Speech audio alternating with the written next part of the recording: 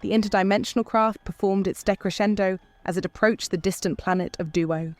The Doctor, ever the curious wanderer, had brought her vessel here to investigate the inhabitants, creatures of remarkable intellect, capable of embracing two streams of information, listening and reading simultaneously, as if weaving a tapestry of thought with threads of voice and text.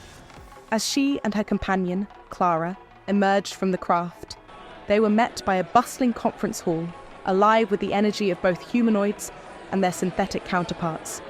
The air thrummed with anticipation, a palpable current of ideas waiting to be shared. On the stage, Dr. Ibita stood alongside his sleek synthetic assistant, both fervently presenting concepts that danced like fireflies around the room.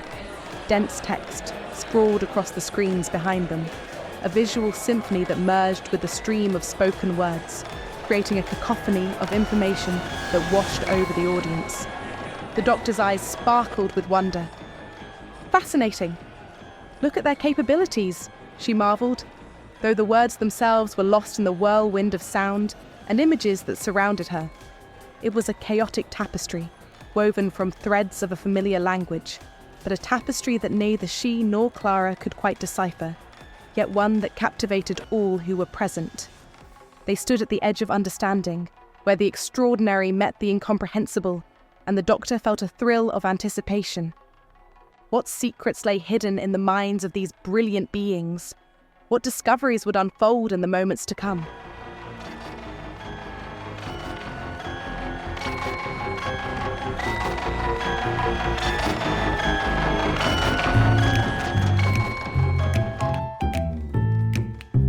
Greetings, esteemed presenters. You've tuned into Boring Don't Sell Radio.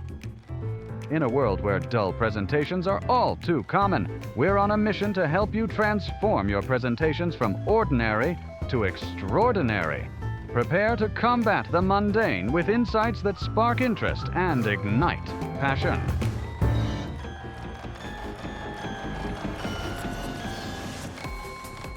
The Doctor made a critical discovery. She discovered why neither she nor Clara could do what the inhabitants of Duo could do. That is, read and listen at the same time, no matter how hard they tried. She explained. First, we run into this old myth. Whenever someone stands before a crowd and says, "Don't worry, I'll just speak to the slides," there is an enduring fallacy that people will ignore text and focus on what a speaker is saying, as if the words glowing behind a speaker don't matter, as if their audience won't notice the dense wall of text blooming on the screen, as if we, poor beasts of cognition, aren't compelled by something older than culture, deeper than habit, the compulsion to read, to make sense of symbols, to follow words wherever they take us, even if they lead us away from the speaker's voice. That's the first problem. We humans, we read what's put in front of us. It's a reflex, like blinking when something rushes at your eyes, or catching your breath at the edge of a dream. Show us text, especially large, glowing, center-stage text, and we will read it. We won't mean to. We just will. And then comes the second problem, which is more insidious and harder to spot. Your brain, yes, yours, the human brain, cannot process reading and listening at the same time. It's not about effort. It's not about trying harder. It's about wiring. We are not built that way. The brain must divide its resources, cut itself in two, and neither half wins. What you read clouds what you hear. What you hear makes the words blur. It's called dual task interference, but you might just think of it as the moment meaning slips through your fingers, even though you were trying so very hard to hold on. Scientist Dr. John Medina, who studies brains the way astronomers study stars, put it plainly. It is literally impossible for our brains to multitask when it comes to paying attention. And if an esteemed scientist says something is literally impossible, perhaps we should believe him. Which brings us to this. When you stand before an audience and try to talk while showing them a screen full of words, you are asking them to do something they cannot do. Not won't, can't, and yet people keep doing it. Why?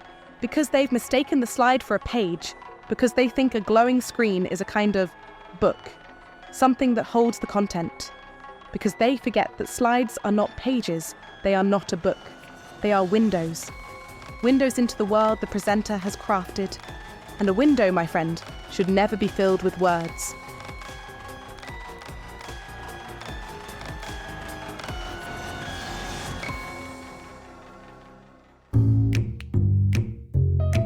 And that, dear friends, concludes this thrilling episode of Boring Don't Sell Radio. We've armed you with the tools to turn the mundane into the memorable. Remember, the art of presentation is in your hands. Join us again next time as we continue our quest to banish boring presentations. Until then, refuse to be boring.